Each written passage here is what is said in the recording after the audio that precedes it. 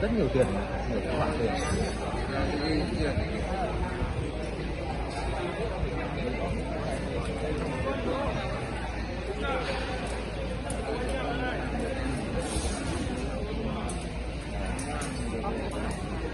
Tiền sáng, tiền mọ